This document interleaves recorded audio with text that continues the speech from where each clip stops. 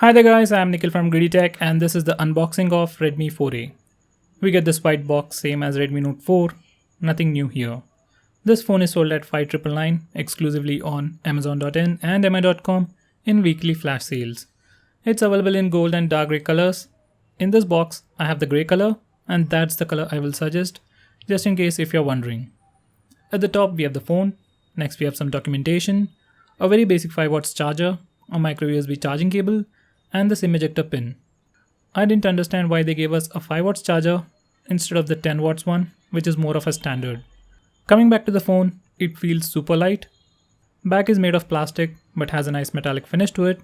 We have the speaker at the bottom, a SIM card tray on the left, volume and power buttons on the right, audio jack and IR blaster at the top, and finally a micro USB charging port at the bottom. Now let's talk specs. It has a 5-inch HD display with capacitive non-backlit buttons. It sports a Snapdragon 425 processor, Adreno 308 GPU, comes in only one variant with 2GB RAM and 16GB internal storage. On the rear we have a 13 megapixel camera with f2.2 aperture. On the front we have a 5 megapixel camera once again with f2.2 aperture.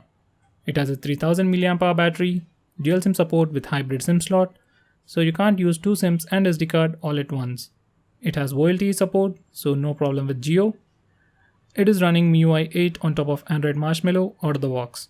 It might get updated in Nougat or MIUI 9 very soon. Out of 16GB of internal storage, you get 8.5GB for your user apps. Out of that 2GB of RAM, you get around 1.1GB of free RAM out of the box. Now coming to my initial impressions, for the size, it feels like it has the right weight. Because of the small form factor, it's great for single-handed usage. Back panel has a nice metallic finish, but it's actually made of plastic. From the moment I touched it, it feels plasticky, not the exact same feeling as Redmi 2 Prime. It feels like a premium plastic phone. Once I started using this phone, it didn't feel all that responsive. It was working, but it kinda felt slow. Moto G4 Play had Snapdragon 410 processor and it felt more alive than this phone.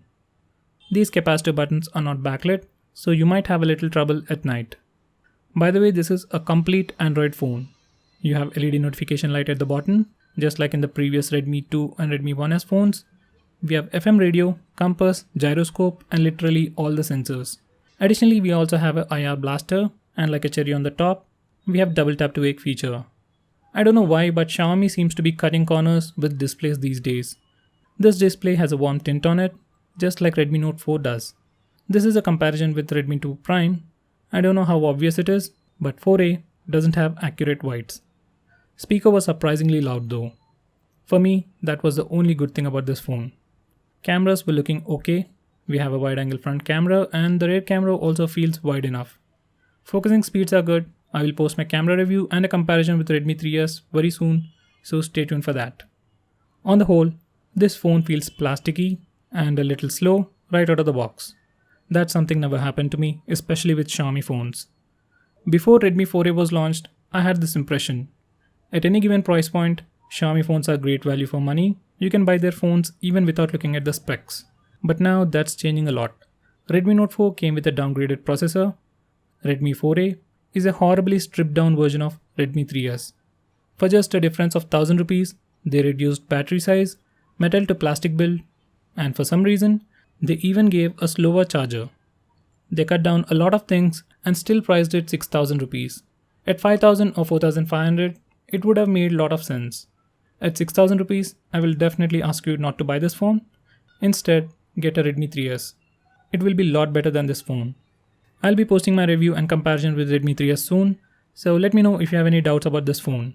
So guys, that's pretty much it for this video. If you have any comments, complaints, or want us to make any specific video, shout out to us by commenting below this video and stay tuned to us by subscribing to our channel to see more cool videos on tech.